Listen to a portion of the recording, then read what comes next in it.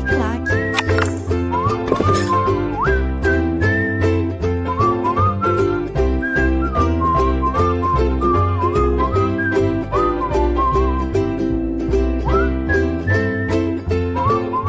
Olá, olá! Estamos chegando ao quinto bloco dos nossos estudos sobre tutelas provisórias. Aqui é o professor Stanley Costa, seu professor de Direito Processual Civil na LAC Concursos.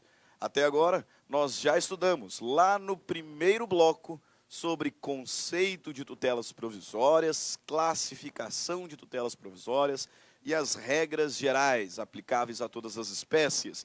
No segundo bloco, trabalhamos especificamente a tutela de urgência, identificando as diferenças entre tutela de urgência antecipada e tutela de urgência cautelar, e também identificando os requisitos para a concessão da tutela de urgência, agora uniformizados, né? Os mesmos requisitos da tutela antecipada também serão os requisitos da tutela cautelar, com exceção daquele requisito específico negativo da tutela antecipada relacionada à reversibilidade dos efeitos da decisão. No terceiro bloco, tratamos o tema da tutela antecipada antecedente.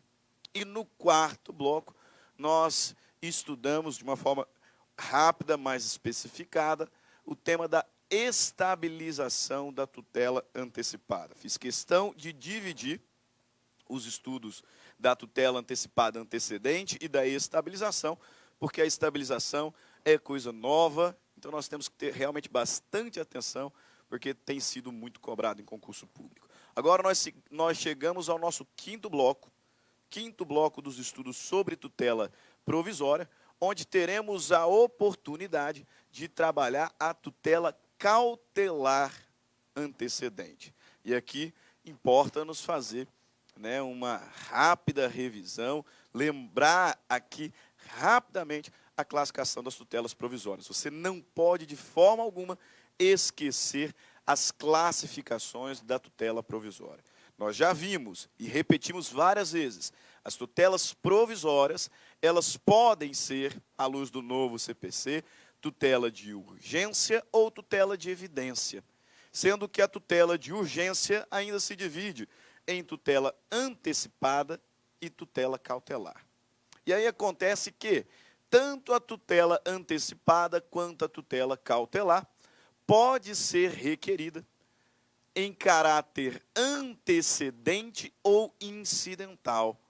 Por isso que no último bloco nós trabalhamos a chamada tutela de urgência antecipada requerida de forma antecedente e, consequentemente, trabalhamos a estabilização da tutela antecipada. Agora, mudamos o foco para a tutela também de urgência, mas cautelar,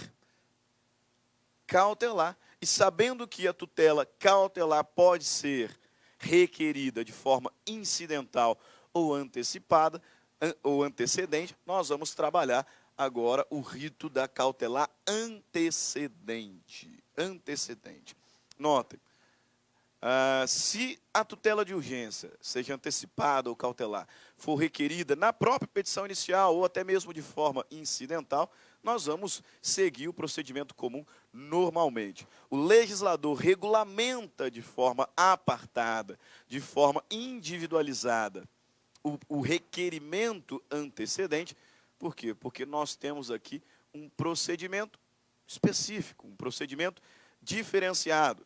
Porque no contexto da tutela de urgência, então gênero, contexto da tutela de urgência requerida de forma antecedente, o risco, o perículo in mora é concomitante, é contemporâneo à própria distribuição da petição inicial, de modo que nós não conseguimos fazer uma petição inicial realmente bem elaborada, com amplitude de alegação, com profundidade de demonstração fática, doutrinária, jurisprudencial, porque o tempo está trabalhando contra nós. A urgência é iminente.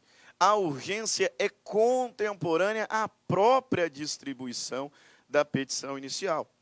Então, informando o juiz que quero fazer o pedido dessa tutela de urgência de forma antecedente, o legislador passa a estabelecer um procedimento diferenciado. Porque, nesse contexto, estarei autorizado a fazer uma petição inicial mais simplificada. Essa é a grande questão. Estaremos autorizados a elaborar, a distribuir uma petição inicial mais simplificada. Por quê? Porque esse procedimento nos oportunizará, noutro momento, a possibilidade de completar a argumentação da petição inicial que foi distribuída. Notaram? Então, nós falamos sobre isso no contexto da tutela antecipada, antecedente, distribuindo ali uma petição inicial superficial, que limitava-se ao requerimento da tutela antecipada, indicando já os pedidos relacionados à tutela definitiva, expondo fato, expondo direito, demonstrando risco, e aí vimos todo o desenvolvimento desse procedimento, que sempre calhava, e que sempre calhou na nossa aula, na possibilidade do autor aditar a inicial, ou seja, completar a inicial. A mesma lógica que lá estudamos, aplicamos agora aqui. Só que no contexto da tutela cautelar. No contexto da tutela cautelar, que lembrem-se, não é satisfativa. A tutela cautelar, ao contrário da tutela antecipada, ela não é satisfativa. A tutela cautelar visa proteger o resultado útil do processo. Por isso que ela tem um caráter preventivo, assecuratório. De modo que, sendo concedida a tutela cautelar, os efeitos do pedido não serão adiantados. O que nós teremos aqui serão medidas preventivas para que, ao final, na concessão ou não da tutela definitiva, a pretensão do autor seja ou não atendida, enfim. Ok? Tutela cautelar. A tutela cautelar, assim como antecipada, nós podemos requerer de forma incidental, então já no curso do processo. Nós podemos requerer na própria petição inicial, quando o tempo foi suficiente para a elaboração de uma petição realmente bem feita. Então, o requerimento é posto na própria petição inicial, mas nós podemos requerer de forma antecedente.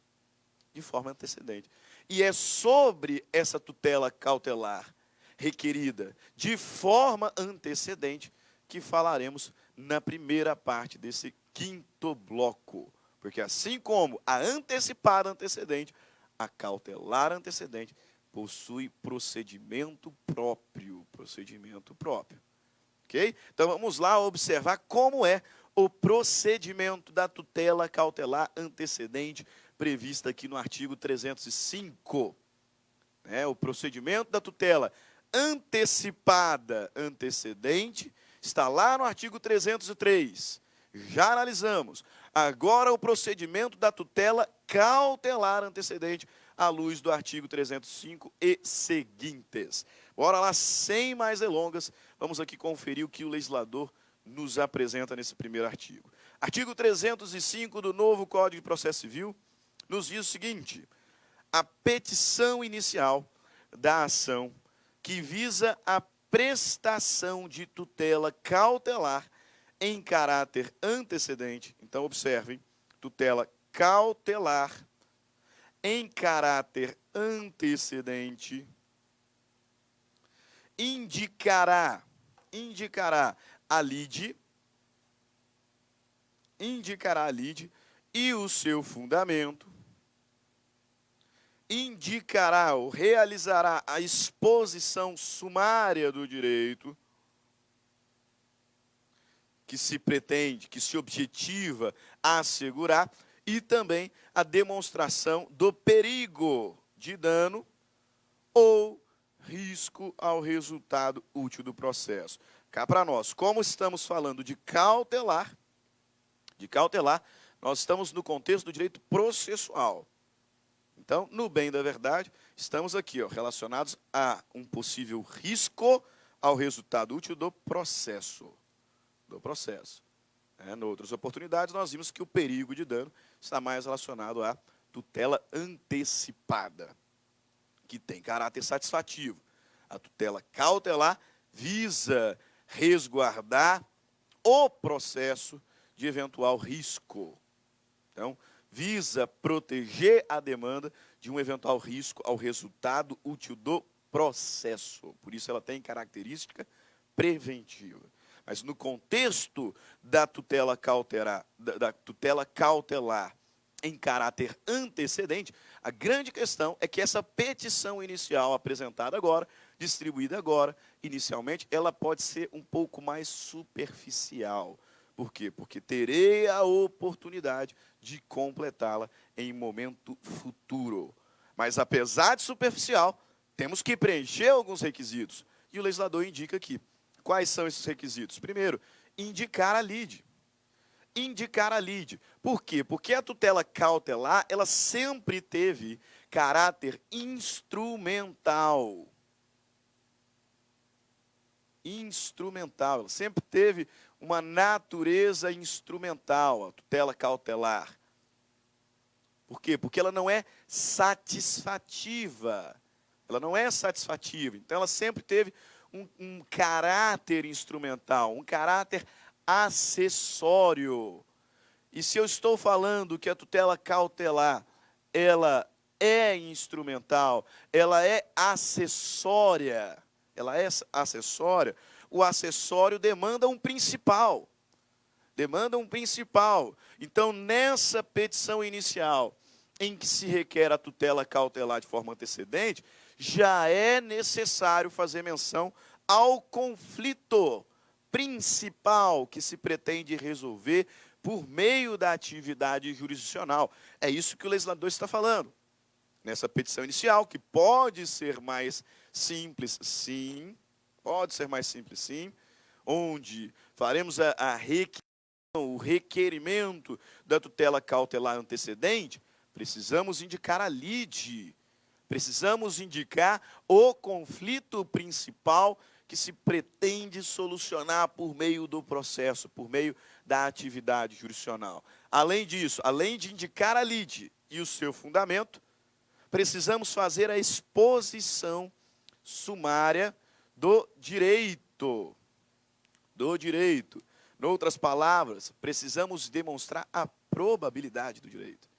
Ou seja, esse pedacinho do texto legal está se referindo ao fumus boni iuris. Além de indicar a lide, eu tenho que demonstrar o fumus boni iuris, fazer uma exposição sumária do direito, demonstrar a probabilidade do direito que se pretende alcançar. E, por fim, também indicar, também demonstrar o perigo, o risco ao resultado útil do processo, que é o que nós consideramos como periculum in mora. Exatamente. Então, veja, a tutela cautelar requerida em caráter antecedente, ela é pleiteada por meio de uma petição inicial mais simplificada porque teremos a oportunidade futura de complementar. Todavia, alguns requisitos devem ser observados. Quais sejam? Indicação da lide, porque a cautelar ela é instrumental, ela é acessória, então exige uma principal.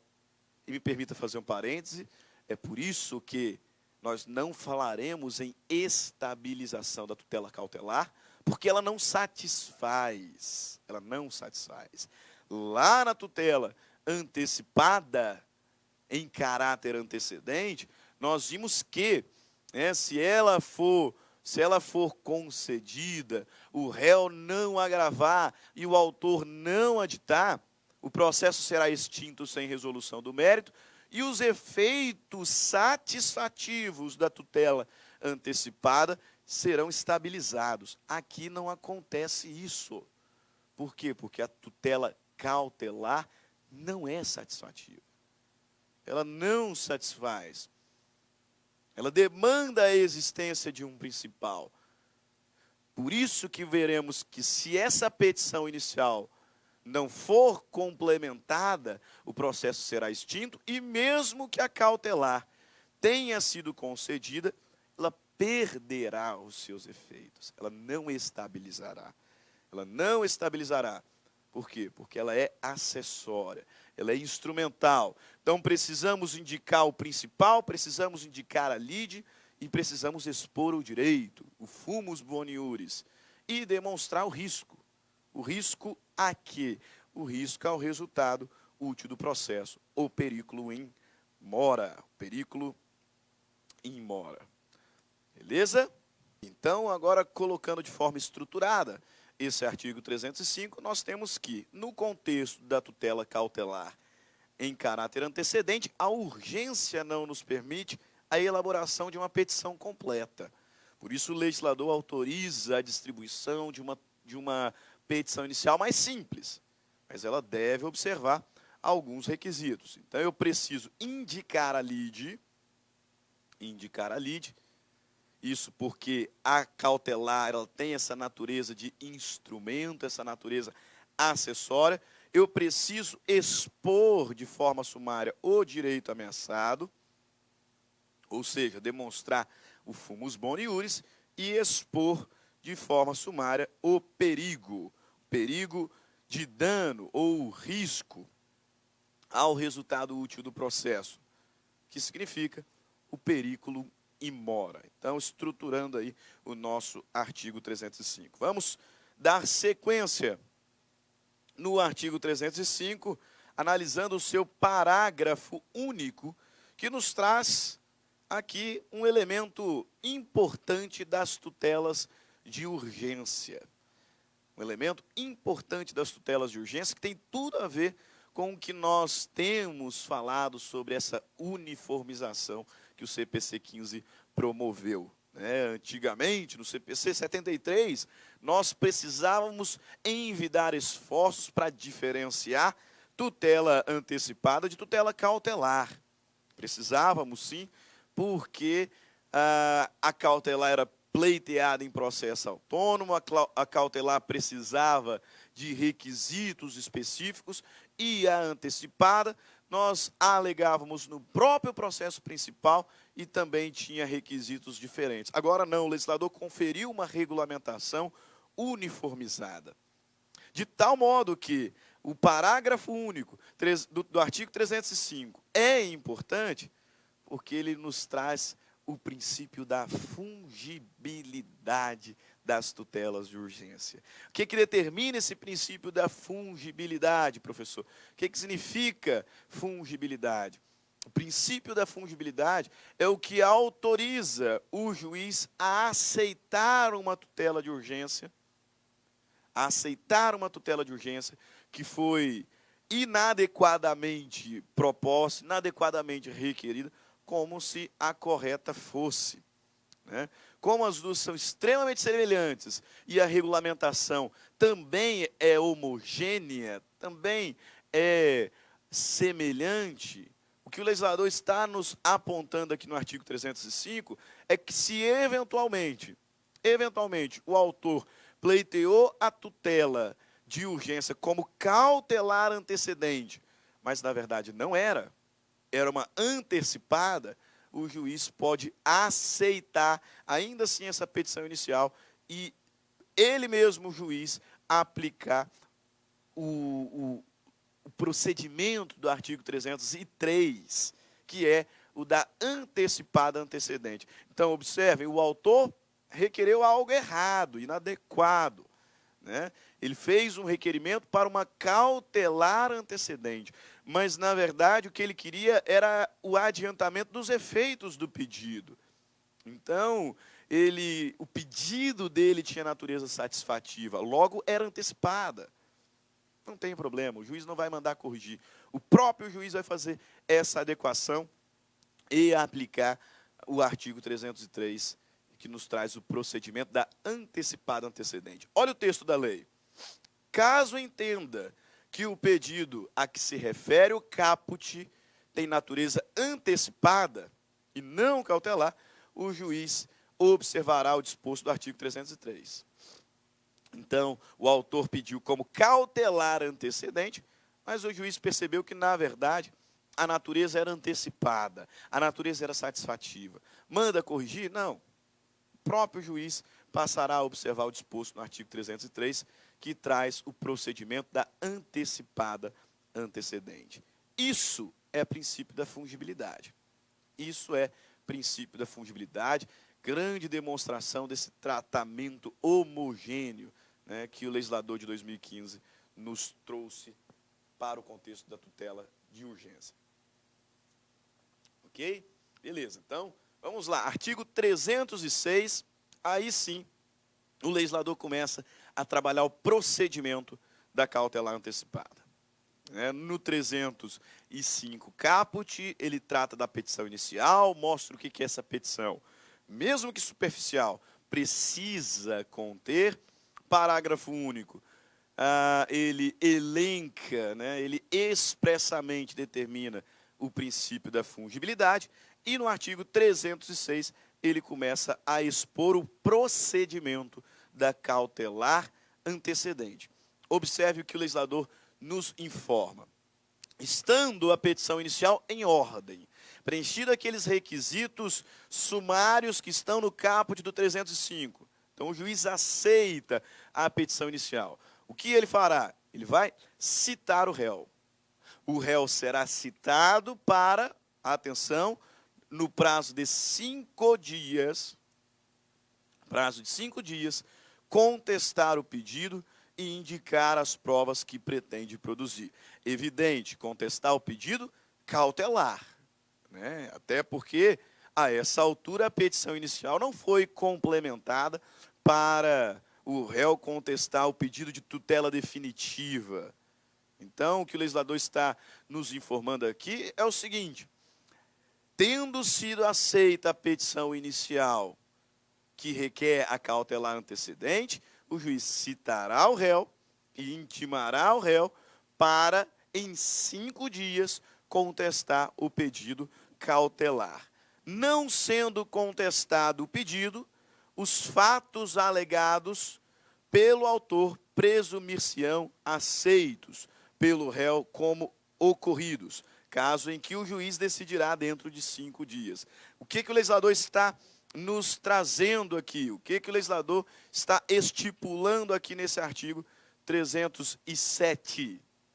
Revelia. Revelia no pedido de cautelar antecedente. Então, realizada, distribuída a petição inicial e tendo sido aceita, é evidente que o juiz deve oportunizar o contraditório. O contraditório. Por isso que o legislador diz que o juiz terá que citar o réu para que ele integre a relação processual e, concomitantemente, apesar de não estar aqui exposto, intimá-lo. Intimá-lo para quê? Para, no prazo de 5 dias, contestar o pedido cautelar. Se ele não contestar, revelia. Revelia quanto ao pedido cautelar. Qual é o efeito principal da revelia? Aquela presunção ficta, A presunção de veracidade dos fatos alegados na inicial. Perfeito. Só que o legislador faz uma adequação ao pedido cautelar antecedente, dizendo o quê? Que se não for contestado, os fatos alegados pelo autor, não que eles serão presumidos verdadeiros, como acontece lá no procedimento comum, serão presumidos aceitos pelo réu. Então, não quer contestar. Em 5 dias, o juiz deverá decidir sobre o pedido cautelar. Ok? Lembrando que esse prazo aqui, para o juiz, não tem natureza preclusiva. Não tem natureza preclusiva. Então, se o juiz estourar esse prazo aqui de 5 dias, ele não será, por isso apenas, responsabilizado pela inércia. Não, que é apenas um prazo indicado aqui no CPC, mas não tem natureza preclusiva, ao contrário do prazo de cima. O prazo de cima tem natureza preclusiva, tanto que se o réu não contestar no prazo de 5 dias, serão presumidos aceitos os fatos alegados pelo autor. E aí o juiz vai julgar em 5 dias. Esse prazo de 5 dias do juiz não tem natureza preclusiva. Então, nós não falaremos aqui no 307 em preclusão temporal. Parágrafo único. Contestado o pedido, então o réu foi citado, intimado, contestou em 5 dias, aí deve-se aplicar o procedimento comum, far-se-á o saneamento e, em seguida, o juiz julgará, decidirá sobre o pedido de tutela cautelar antecedente. Então, vamos colocar no nosso fluxograma, assim como realizamos no contexto da antecipada antecedente, agora, falando sobre a cautelar antecedente, vamos aqui montar o nosso fluxograma. O autor distribui a petição inicial dele, aquela petição genérica, petição simplificada, mas que deve observar 3 requisitos. Quais são esses requisitos? Indicar a lide,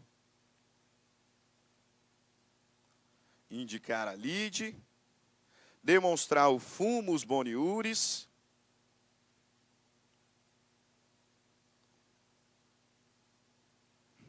e também demonstrar o periculum in mora.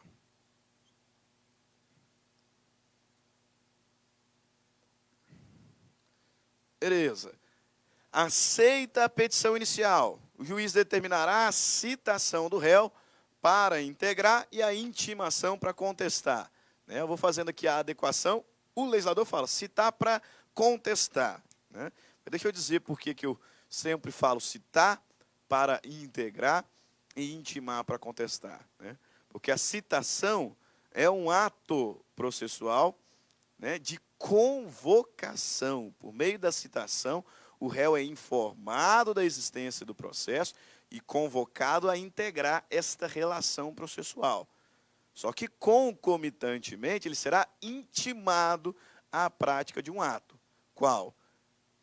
Contestação. Então, ele será citado para integrar o processo e intimado para contestar. Aqui eu coloco só citação do réu para contestar, porque é assim que está na lei. Mas compreendam essa sutileza aí do estudo processual. Então, o réu será citado, intimado para contestar. Se ele não contestar, revelia. Se ele não contestar, revelia. Revelia. E os efeitos dessa revelia serão que os fatos alegados pelo autor presumir-se-ão aceitos. E aí o juiz deverá julgar em 5 dias. Se o réu não contesta, se ele não contestar, ou melhor dizendo, se ele contestar, aí nós vamos seguir o procedimento comum. Se ele não contestar, revelia, fatos alegados pelo autor considerados aceitos. Se ele contestar, seguiremos o procedimento comum até a decisão quanto ao pedido de tutela cautelar antecedente. Perfeito? Vamos seguir. Artigo 308. Prossegue a regulamentação do procedimento da tutela cautelar antecedente. Olha o que o legislador nos diz. Efetivada a tutela, então a tutela foi deferida e efetivada. Cuidado que aqui tem uma pegadinha maliciosa que pode ser feita. O legislador está falando em efetivada a tutela. E não está falando em concedida a tutela. E nem mesmo intimado o réu ou o autor da concessão da tutela cautelar. Não, ele está falando da efetivação. Então, efetivada a tutela cautelar, O pedido principal terá de ser formulado pelo autor no prazo de 30 dias. Então, aqui é o momento de complementação daquela inicial superficial que foi originalmente distribuída. A partir da efetivação, cuidado, efetivada a tutela cautelar, o autor terá o prazo de 30 dias. Não é intimado o autor da concessão, nem intimado o autor da efetivação da tutela. É da efetivação da tutela. Notaram? Como esse autor ficará sabendo da efetivação, que é o problema prático que nós temos discutido. Mas para você, concurseiro, grave, efetivada a tutela. Efetivada a tutela cautelar, o pedido principal terá de ser formulado pelo autor no prazo de 30 dias. Caso em que será apresentado nos mesmos autos, evidentemente. Por que evidentemente, senhores? Porque no novo CPC nós não temos um processo cautelar autônomo, né? Então, essa complementação, né, essa formulação do pedido principal se dará nos mesmos autos em que deduzido o pedido de tutela cautelar, não dependendo do adiantamento de novas custas processuais. Não dependendo do adiantamento de novas custas processuais. Okay? Então, efetivada a tutela, o autor terá o prazo de 30 dias para complementar aquela inicial, para elaborar, para indicar o pedido principal, né, para indicar a demanda principal, o pedido principal. 30 dias contados da efetivação da tutela cautelar. Essa complementação, essa realização do pedido principal se dará nos mesmos autos, porque agora não tem mais processo cautelar autônomo, será nos mesmos autos. E porque será nos mesmos autos, não há que se falar em novo recolhimento de custas, não dependendo do adiantamento de novas custas processuais. Ok? No parágrafo único, ou melhor dizendo, no parágrafo primeiro, o legislador dá uma escapada do contexto.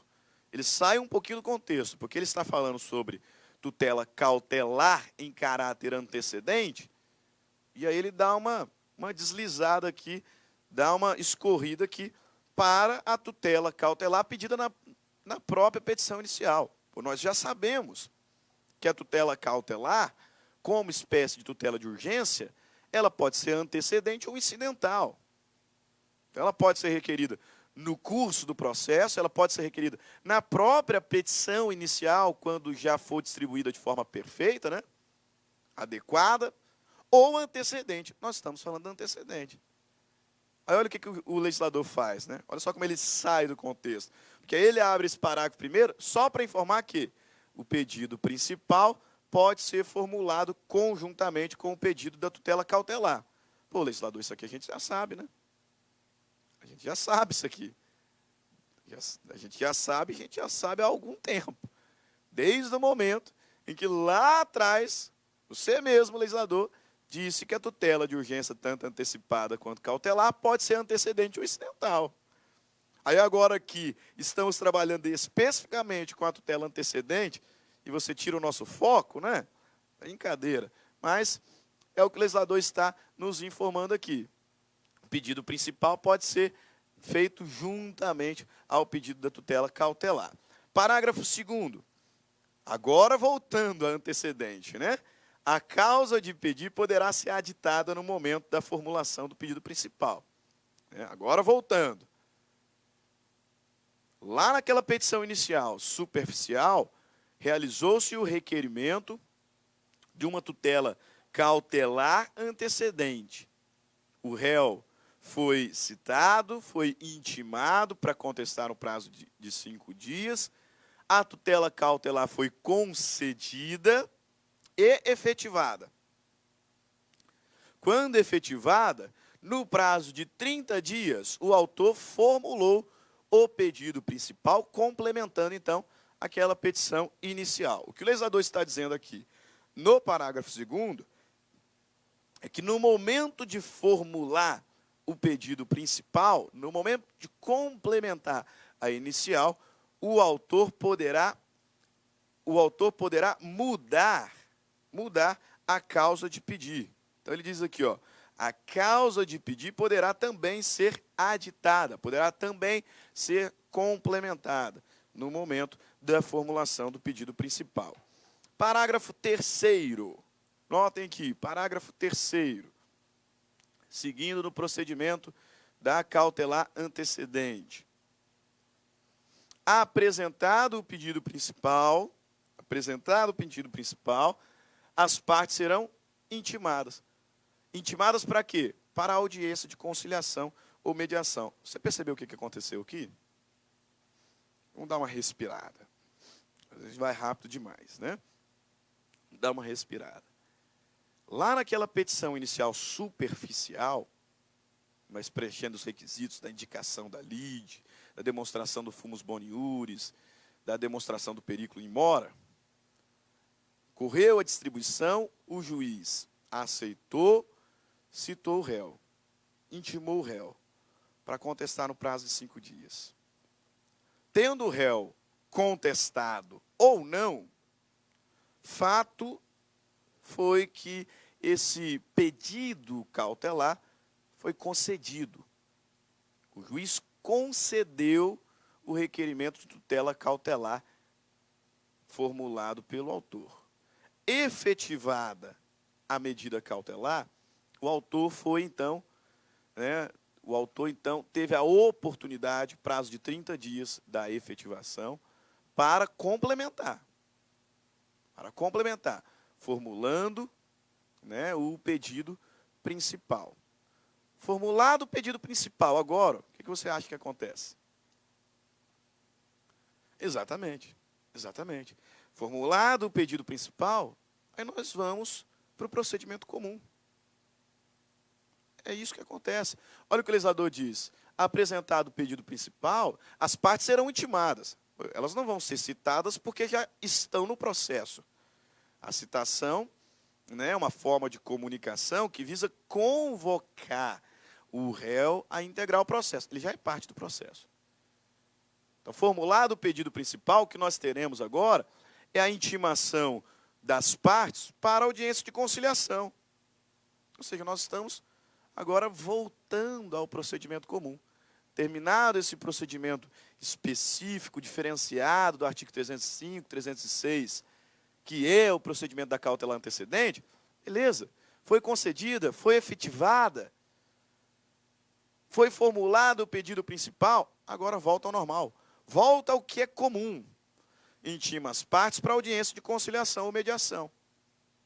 Se não houver autocomposição, o que acontece? O réu terá a oportunidade de, em 15 dias, contestar. Não é? Olha aqui embaixo. Não havendo autocomposição, o prazo para contestação será contado na forma do artigo 335, que é o prazo de 15 dias. 15 dias contados da audiência onde não houve autocomposição. Então, notem agora de forma completa. Apresentado o pedido principal, as partes serão intimadas para a audiência de conciliação ou de mediação, na forma do artigo 334, por seus advogados ou pessoalmente, sem necessidade de nova citação do réu. Por quê? Porque o réu já faz parte do processo. Esse não é um outro processo, é o mesmo. Não havendo autocomposição, o prazo para contestação será contado na forma do artigo 335. Então, vamos lá para o nosso fluxograma agora. Veja lá como é que vai ficar. Nós tivemos aqui, né? Primeiro fluxograma, distribuição da inicial, o réu foi citado, intimado para contestar o pedido cautelar. Se ele não contesta, revelia. Os fatos alegados pelo autor considerar-se-ão aceitos. Se ele contesta, aí nós vamos ter ali algo semelhante ao procedimento comum, até o juiz decidir sobre o pedido cautelar. Tendo sido deferido, tendo sido concedido o pedido cautelar e efetivada a tutela, o autor terá 30 dias para aditar a inicial, para completar essa inicial formulando o pedido principal. Formulando o pedido principal. E isso acontecendo, se o autor adita, se o autor completa, faz a formulação do pedido inicial, nós vamos para o procedimento comum, intimando as partes para audiência de conciliação ou mediação, e não havendo autocomposição, abre-se prazo para o réu contestar. Agora, se o autor não adita, aí o processo é extinto. E não há que se falar nesse contexto em estabilização. Porque a cautelar é instrumento, é acessório. É acessório. Então, o processo será extinto sem resolução do mérito. Se o autor adita, se o autor complementa, formula o pedido principal, aí vamos para o procedimento comum, com a audiência de mediação ou conciliação, e não havendo autocomposição, com o prazo para o réu contestar. Ok? Artigo 309. Artigo 309, caminhando para o final do procedimento cautelar antecedente, né, da tutela cautelar antecedente, legislador fala sobre a cessação da eficácia. Quando que a eficácia da tutela concedida em caráter antecedente, cautelar concedida em caráter antecedente, acontece? Quando que a tutela cautelar concedida em caráter antecedente terá a sua eficácia cessada? Cessada. Veja lá. Cessa a eficácia da tutela concedida em caráter antecedente se o autor não deduziu o pedido principal no prazo legal. E só como não vai estabilizar os efeitos, pelo contrário, os efeitos serão cessados. Serão cessados. Lá na tutela antecipada, se o réu não recorrer, se o réu não agravar, e o autor, por sua vez, também não aditar, nós teremos a extinção do processo sem resolução do mérito, mas a tutela antecipada será estabilizada. Aqui não. Se o autor não deduzir o pedido principal no prazo legal, cessa a eficácia. A tutela cautelar para de produzir efeitos. Da mesma forma, se não for efetivada dentro de 30 dias, a tutela. Se a tutela não for efetivada dentro de 30 dias. E também se o juiz julgar improcedente o pedido principal formulado pelo autor, ou extinguir o processo sem resolução do mérito. Porque como aqui tem uma relação de acessoriedade, o acessório segue o principal. Se a tutela definitiva for negada, se a tutela definitiva for indeferida, consequentemente, cessará a eficácia da tutela provisória de urgência cautelar. Logicamente. A questão é que também, se o processo extinguir sem resolução do mérito, a eficácia também será cessada. Ok? Parágrafo único. Se por qualquer motivo cessar a eficácia da tutela cautelar, é vedado a parte renovar o pedido. Então, gravem esse pedaço. Parágrafo único. Se por qualquer motivo cessar a eficácia da tutela cautelar, é vedado a parte renovar o pedido, salvo sob novo fundamento.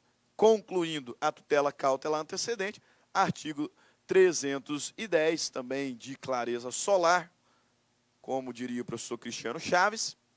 Observe, o indeferimento da tutela cautelar não obsta a que a parte formule o pedido principal. Meus caros, muito lógico. A cautelar é a acessória. O acessório segue o principal. Se a tutela principal for indeferida, a cautelar perde efeito. Se o processo principal for extinto, mesmo que melhor dizendo, mesmo que sem resolução do mérito, a cautelar perde efeito. Agora, se a cautelar for indeferida, o pedido principal não. Isso não obstará que a parte formule o pedido principal, nem influi no julgamento deste.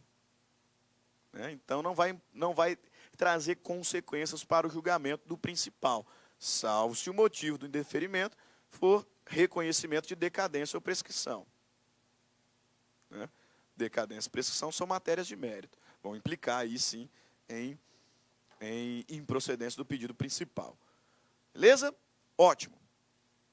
Terminamos a tutela de urgência. Falamos da tutela de urgência, diferença da cautelar para antecipada, os requisitos autorizadores da tutela de urgência, fumus boni iuris, periculum in mora, falamos sobre a antecipada antecedente, a cautelar antecedente, e não precisamos nem ir para mais um bloco para falar agora sobre a tutela de evidência. Por quê? Porque aqui é jogo rápido. Eu só quero que vocês percebam essa transferência, né? Nós falamos da tutela provisória, falamos da provisória de urgência, antecipada, cautelar, antecedente, incidental. Agora, nós vamos falar sobre a de evidência. Evidência. Então, estamos mudando bastante aqui. Beleza? Qual é a grande diferença da tutela de evidência, que não tem subespécies, para a tutela de urgência? A tutela de urgência tem subespécies. Urgência antecipada, urgência cautelar. E tanto uma quanto a outra podem ser requeridas de forma antecedente ou incidental. A de evidência não tem subespécies, não. Embora haja uma certa discussão doutrinária, o entendimento é que a de evidência só pode ser incidental, porque o legislador não fez um procedimento para evidência antecedente. E também não me parece fazer muito sentido. Então, a de evidência, além de não ter subespécies, também acontecerá só de forma incidental. Qual a grande diferença da urgência para a evidência? Na urgência, além da probabilidade do direito, nós temos que demonstrar o perigo do tempo. Na tutela de urgência, além do fumus boni iuris, da probabilidade, nós temos que demonstrar o perigo do tempo. Tempo que traz perigo de dano ou risco ao resultado útil do processo. Aí sim teremos uma antecipada ou uma cautelar. Na tutela de evidência, não precisamos demonstrar periculum in mora. Não é necessário. Aí a grande característica dela, se comparada com a de urgência. Aqui o direito também terá que ser provável, né? É evidente. Porque senão o juiz não vai conceder uma tutela provisória. É uma tutela provisória que é concedida já em uma cognição sumária, uma cognição superficial. Evidente que a probabilidade do direito tem que existir. A característica da evidência é que ela é evidente. Ela é tão evidente que é injusto deixar que o autor espere até a concessão da definitiva, sofrendo assim os danos do próprio processo. Por isso ela é tão evidente que ela pode ser concedida mesmo que não haja perigo de dano no tempo. Mesmo que não exista risco ao resultado útil do processo. Olha o texto do artigo 311, de clareza, também clareza solar. Observe, 311. A tutela de evidência será concedida independentemente de demonstração do perigo de dano ou de risco ao resultado útil do processo. Independentemente. Isso que eu quero que vocês gravem. Independentemente de demonstração do perigo de dano ou de risco ao resultado útil do processo. Aí está a grande característica da evidência, quando comparamos com a urgência. E aí o legislador vai nos dar um rol exemplificativo do que seriam essas evidências. De quais seriam essas situações tão evidentes que o juiz pode conceder uma tutela provisória, mesmo sem demonstração do perigo do tempo. Ele nos traz um rol. exemplificativo. Isso significa que existem tutelas de evidência fora do 311. Cuidado, esse rol é exemplificativo. Então ele vai dizer, quando que a tutela de evidência será concedida? Independentemente da demonstração de perigo de dano ou de risco ao resultado útil do processo. Quando? Quando ficar caracterizado abuso de direito do direito de defesa ou manifesto propósito protelatório da parte. O réu está abusando do seu direito de defesa, está tentando protelar o processo. Então o juiz se surpreende, fala, então o juiz vai dar um presentinho para ele. Já que você está enrolando, então adianta os efeitos do pedido. Ah, mas não tem risco de tempo nenhum. Não, eu estou dando porque é evidente. Evidência não precisa demonstrar risco de dano. Então, a tutela de evidência pode ser concedida quando? Quando ficar caracterizado abuso do direito de defesa ou manifesto propósito protelatório. Quando as alegações de fato puderem ser comprovadas apenas documentalmente e houver tese firmada em julgamento de casos repetitivos ou em súmula vinculante. Então, os fatos estão comprovados pelos documentos juntados. Veja, é evidente o direito. É evidente o direito. É mais do que só provável. É evidente. É 90%, 99% de chance de, ao final, a tutela agora concedida ser confirmada. Então, eu não vou submeter esse autor ao tempo do processo, ainda que não tenha nenhum risco. Não, concede agora. Inciso 3º. Se tratar de pedido rei persecutório, fundado em prova documental, adequada do contrato de depósito, caso em que será decretada a ordem de entrega do objeto custodiado sob cominação de multa. Deixa eu apagar aqui o quadro, para novamente fazermos a leitura aqui do inciso 3º.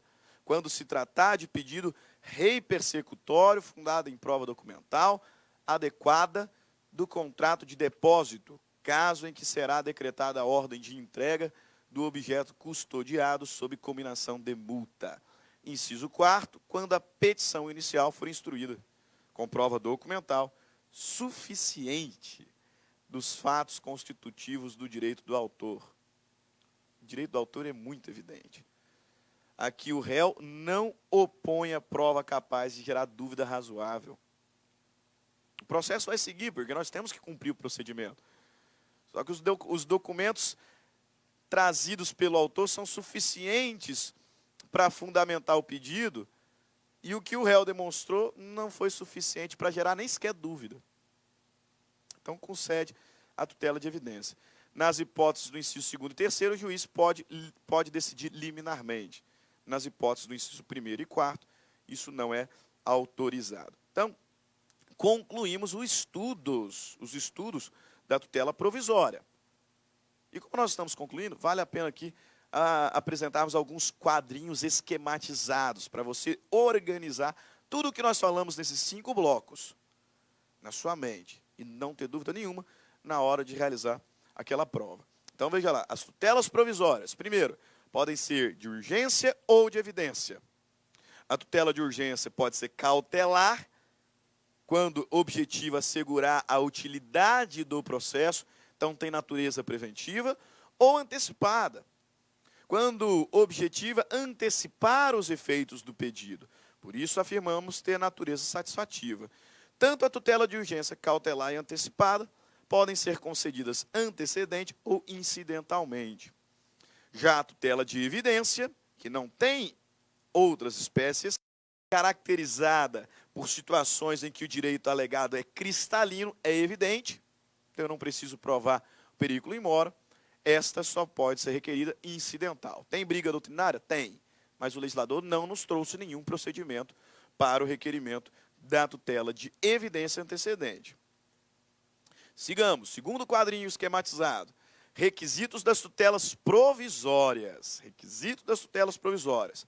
Tutela de urgência, tanto cautelar quanto antecipada, precisa de fumus boniuris, periculum in mora. Precisa de demonstrar a probabilidade do direito e o perigo de dano na prestação jurisdicional. Lá, na antecipada, demonstrar o perigo de dano e na cautelar o risco ao resultado útil ao processo.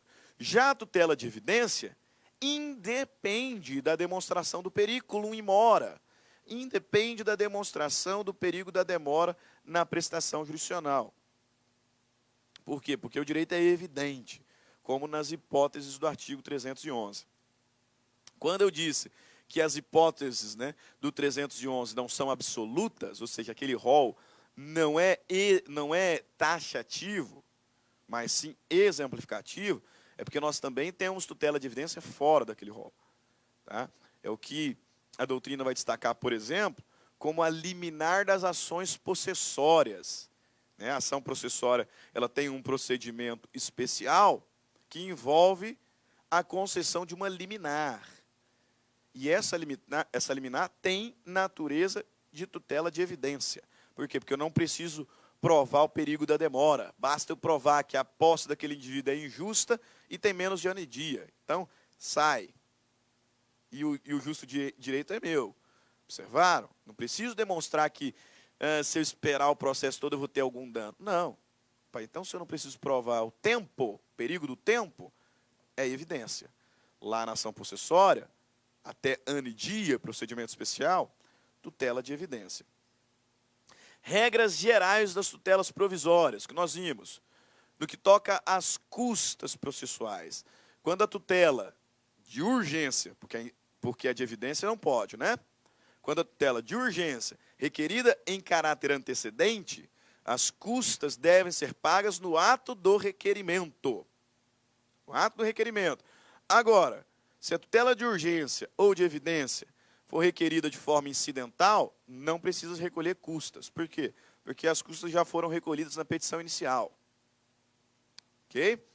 Quanto à eficácia, a tutela provisória ela permanece a produzir efeitos enquanto pendente o processo e também durante a suspensão dele. Artigo 296. Quanto ao seu caráter provisório, a tutela é provisória porque ela pode ser revogada ou modificada a qualquer tempo. Artigo 296, parte final. Quanto ao poder geral de cautela, artigo 297, diz que o juiz pode determinar todas as medidas que considerar adequadas para efetivar a tutela provisória. Só que, ao julgar o pedido de tutela provisória, ele deve motivar de forma clara, de forma adequada. É o que o 298 nos diz. Na decisão que concede, nega, modifica ou revoga a tutela provisória, o juiz deve justificar as razões do seu convencimento. Artigo 298. E no que toca à competência, nós temos que a tutela de urgência antecedente deverá ser apreciada e, portanto distribuída, né, endereçada ao juiz ou tribunal que será competente para julgar a causa principal. Então, eu faço aqui uma previsão. Quando eu buscar uma tutela de urgência antecedente, seja ela cautelar ou antecipada, eu tenho que prever qual seria o juízo competente para a principal. Então, esse é o juízo competente aqui, né, e que estará no endereçamento da minha petição inicial. Agora, se a tutela provisória de urgência antecipada, cautelar ou tutela provisória de evidência for requerida incidentalmente, vai ser nos mesmos autos do processo principal. Então, a competência será do juiz ou tribunal da causa em tramitação. Ok? Aqui nós concluímos os nossos estudos sobre as tutelas provisórias. Ah, professor Stanley, mas nós não fizemos nenhuma questãozinha? Realmente, não fizemos. Nós vamos realizar